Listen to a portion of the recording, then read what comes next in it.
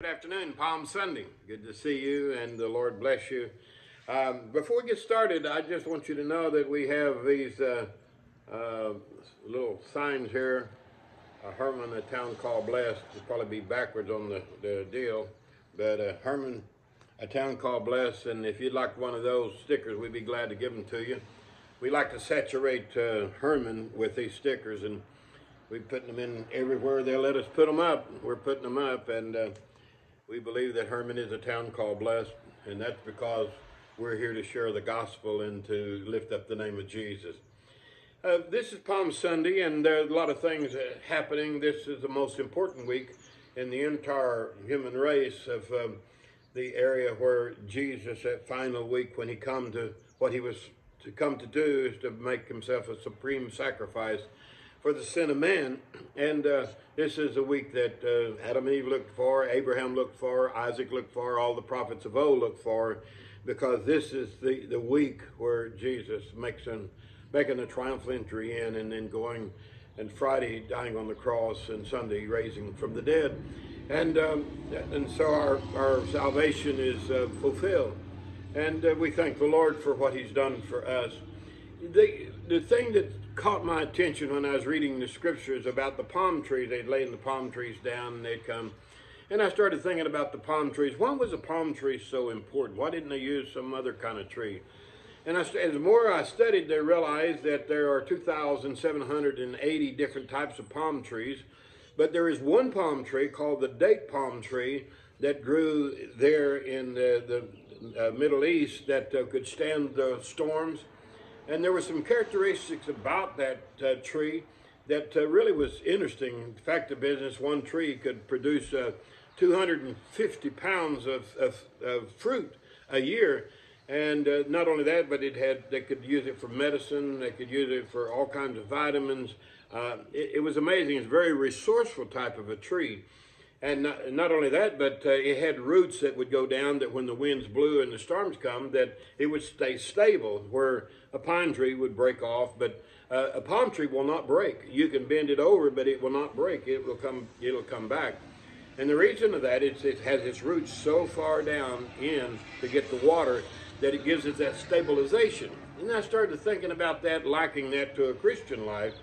You know, we ought to be palm tree Christians, where we're resourceful, we're useful, that our roots go down. And the thing that was so interesting about the palm tree is that it grows from the inside, where other trees are the outside, the bark. The palm tree is a tree that grows from the inside. The life is on the inside. You can take a wire and wrap around a oak tree, and pretty soon that wire will be covered with the bark and everything. And it looks like that wire is just going right into the tree.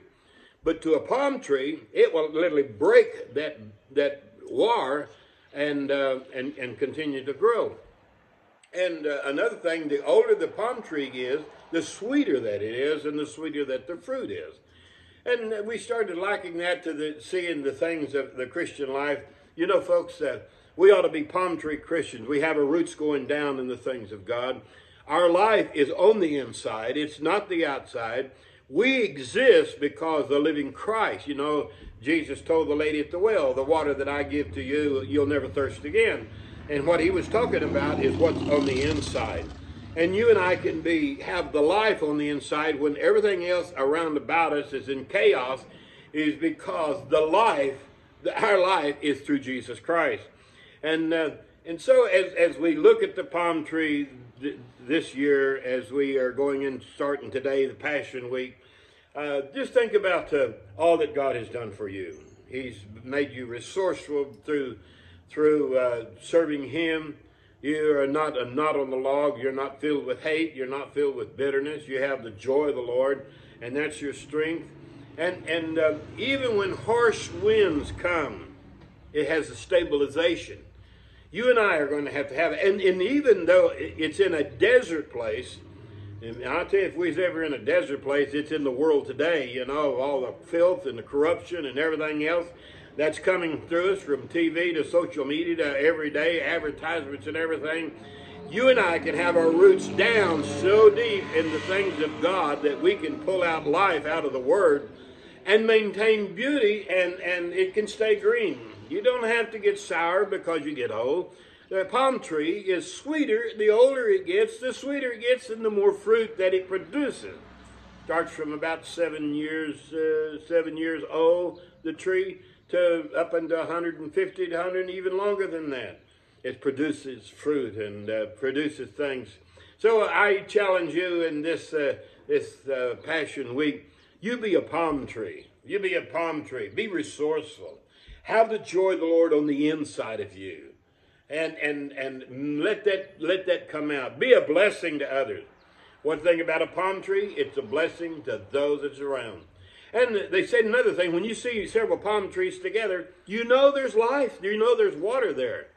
And I pray that you and I would help the world to see that we're a palm tree, our roots are down, the joy of the Lord's on the inside of it, because there's thirsty souls out there that are looking for a real touch of God. They're looking for something that's genuine, something that's real.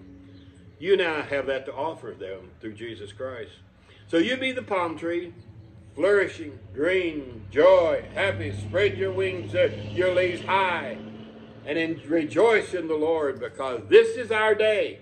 You're created for this day. And God bless you, and you have a super good week. You go with God.